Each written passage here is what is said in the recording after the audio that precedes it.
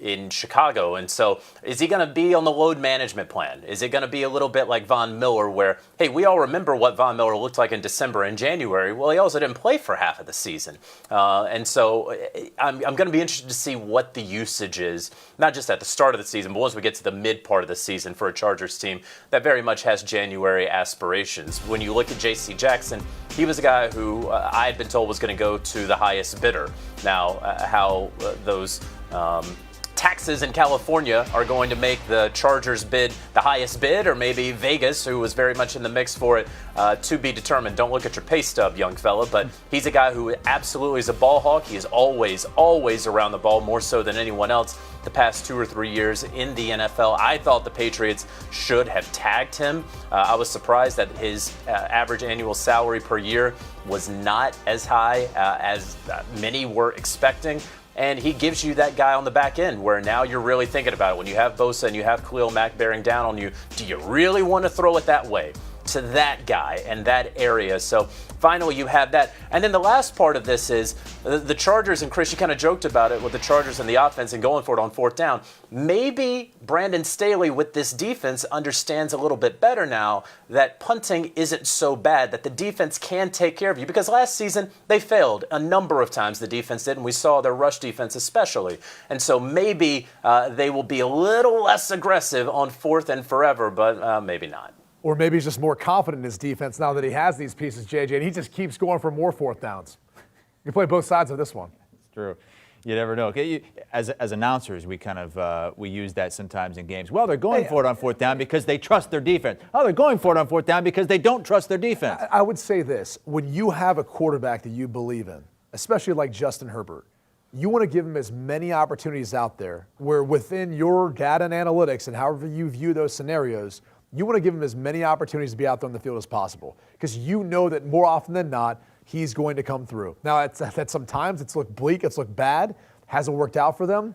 Over the period of time, though, and we'll see how long Brandon Staley's coaching, but the more they do it, the more you're going to see him be more successful than not. All right, let's open it up to more of a divisional discussion because, I mean, that's been the story of this offseason so far. What has happened in the AFC West? Is it the best division in football history?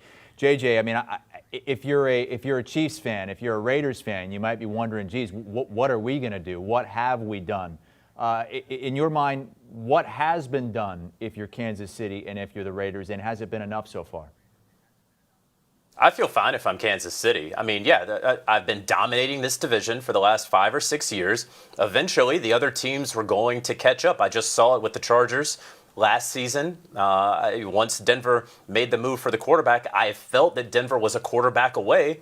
And now here they are with the quarterback. And so the Raiders, of course, while everyone sort of counted them out throughout last year, they're the team that made the playoffs. So when I look at this, I see Kansas City, I see Patrick Mahomes, a guy that I'm not betting against. I look at that offense that, faltered in the second half of the AFC title game that they were hosting yet again. It wasn't necessarily the defense. I know a lot of folks are looking at the defense saying, okay, where's the pass rush going?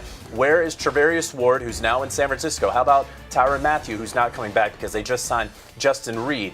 But the defense figured it out last year, especially after the trade for Melvin Ingram, and held up enough there in January. I thought that the offense, again, let them down. Let's not forget the offense was the one that turned the football over near midfield against the Bengals in overtime. So if I'm the Chiefs and I'm looking at this division, other teams are making moves, and I'm just saying, well, it's about time they caught up. It's a compliment. I mean, that's really what it is. It's a compliment to the success and track record that the Kansas City Chiefs have had. I mean, this is all in a manner to be able to stop them offensively and then obviously be able to, put pressure on Patrick Mahomes and find a way to either equate to that sort of firepower with how you see these teams adding on or drafting players to combat that. I mean, one of the reasons why Russell Wilson wanted to go to Denver is just look at all the weapons he has to throw to. Courtland Sutton, who's a big-bodied target, and he's faced some injury issues, but along with Jerry Jeudy and the way Tim Patrick stepped up in his place and KJ Hamler, who's got speed, and now the way Javonte Williams is running the football, and they also have some tight ends who can catch the football. At the end of the day, you look at the decisions that these teams are making, and everyone talks about to begin a season, you got to win your division first. That's your focus. That's what everyone around the Kansas City Chiefs and the AFC West are doing. And I would say they're closing the gap. I mean, this is going to be so much fun to watch this season. All these teams play off versus one another, and we tend to forget about the Raiders, and they were one of the playoff teams last year. Yeah. I'm saying it right now. I guarantee 3 teams get in the playoffs from this division, and I don't know. We got to crunch the numbers. Is it possible to have 4 with having the extra wild card team with 7 teams now? There's got to be some sort of scenario in the NFL where it might be able to happen. I wouldn't be shocked if it happened with this group. That's how deep and talented it is. If you're the Raiders, though, I mean, I know you have your new head coach, and you're hoping that the offense will improve even more under Josh McDaniels. But I mean, when that's the key acquisition in the offseason on the graphic that we build, and everybody else is doing so much more, how are you feeling? I think you're feeling fine. I mean, look at how we viewed the Raiders last year. With everything that's gone on that roster, on that team, with Henry Ruggs and Damon Arnett and John Gruden, all the distractions, they're still a playoff team. So we could say whatever we want about the Raiders and what everyone else is doing out around them, I think they'll be okay. Josh McDaniels knows this division very well from being a former head coach for the Denver Broncos, and I think he understands what he's getting himself into. He would have taken the risk to leave New England, where it was viewed as he was the heir apparent to Bill Belichick, to take up this opportunity if he didn't feel like they were more aligned than ever before within that organization structurally for him to succeed. Because a lot of times as a head coach, you get 1 shot at it. You're lucky if you get 2. This is his second shot, especially with the debacle it had with Indianapolis. I don't think he took that decision thinking he couldn't go in there and win, even as difficult as it looked on the way, and it only looks even more difficult now. Boy.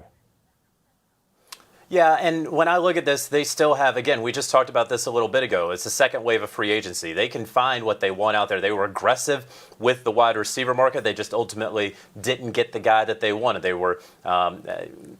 were in for some wide receivers. We can say that. And so there's plenty to still be had out there. Everyone in the market right now has sort of cooled off on wide receivers ever since Jacksonville did what it did with Christian Kirk. And so I was like, okay, maybe that's maybe we'll wait with your agent and representation before we talk turkey here.